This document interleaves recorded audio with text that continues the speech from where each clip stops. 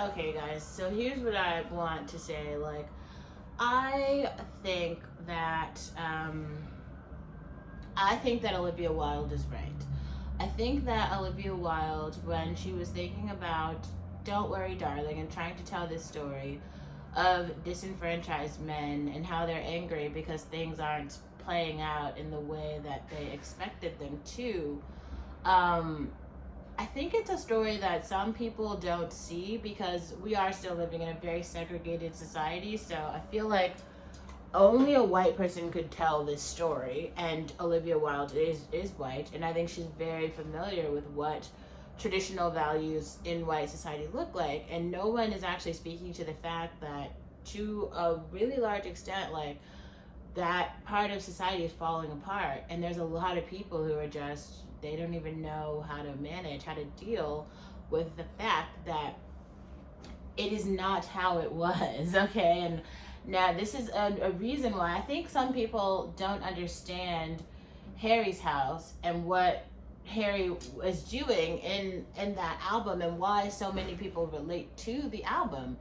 What Harry did was describe a change. So Harry Styles is male. Harry Styles is like, I don't want to say that he is a straight male, given he might, I don't want to classify his sexuality. I think it's only up to him to do that. But I definitely know that Harry Styles has had relationships with women in the past, and I do know, I think that Harry Styles, like, loves women. So he might love men too, but he does love women. And as a man, especially like a white man who does love women, and I'm saying that as in, like, he loves, I think he really, like, sexually likes women.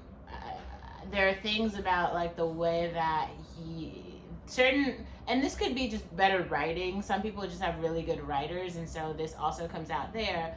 But what I got from Harry's house was this, like, empathy toward the female experience that really detailed how the world is, we're in a different place now, and we're never going back.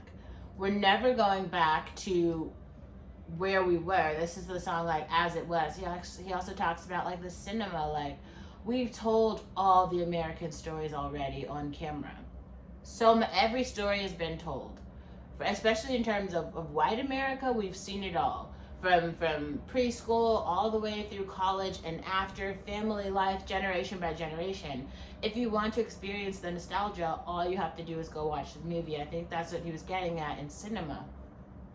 And then you have, like, Matilda, where he talks about the reason, empathizing with the reasons that some women behave in certain ways, and it's their trauma responses because they were treated so poorly by their family, and sometimes by their, significant other as well, that they don't even, some women don't know. This applies for men too, but it's more, you see it more often in women, where they're so deeply traumatized that, like, they have to hold their teacup a certain way, and if the teacup is moved, everything is thrown off because it triggers them, it brings them back to some way that they grew up, where their parents were just, very mean and treated them in some particular way that caused them to not feel good, about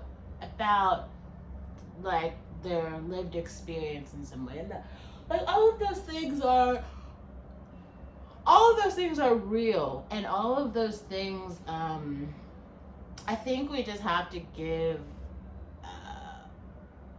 space to. And so what I feel like for Jordan Peterson, and I feel like I've tried to listen to this from both sides, when he's, like, crying on the camera talking about these disenfranchised men, like, a lot of men, and I'm not going to say all of them, but a lot of men, and this is, like, white men included, have been, fighting for, like, they're working hard in society. They're trying to, get money and get all of these things, but they're mostly, the straight ones are basically just doing it for women. They want to get a wife and start a family. That's, like, the whole point.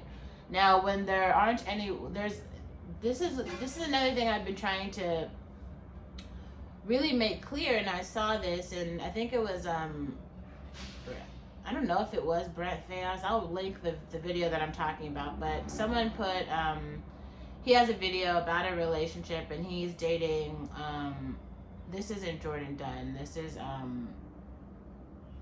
oh my god, I actually love her, and I can't remember her name right now, but he puts this black supermodel in his video, and so she's like waiting at the restaurant. She's waiting for him, kind of like night after night, and he doesn't show up. He's too busy to show up to dinner, and so she's sitting there by herself, by her fucking self, just waiting. And you know, I used to be that person too, and I call it bookshelving. Because what guys will do is they will give you empty promises and they'll keep you on their line because they like having access to you. Like having access to you, it just, I don't know what it does to them, but it makes them feel good.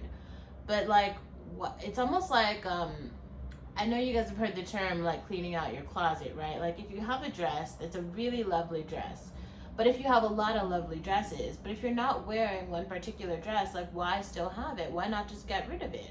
It makes space for something new that you are going to wear. And even if you really think about it, like how many dresses can you wear in one day? I mean, most likely only one, maybe two, but for the most part, it's like one dress, you know, like you only have one body. So it's kind of like having surplus of everything isn't actually doing what I think some of you believe it is doing, where you are this great person or whatever because you have so much access. It just,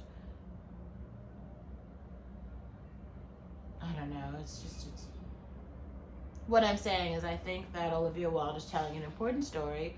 I think just because we're in a cross-cultural society and there are many people who did not grow up around, you know, white American traditional values and norms, that the story might not make sense to them.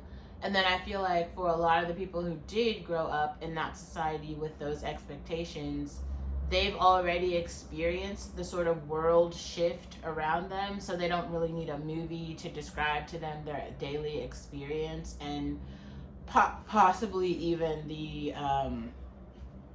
disappointment that they feel around things changing. I feel like Harry Styles, Harry's House, and Don't Worry Darling are both pieces of media that we will look back on and remember how it was or how it was not. I really feel that way.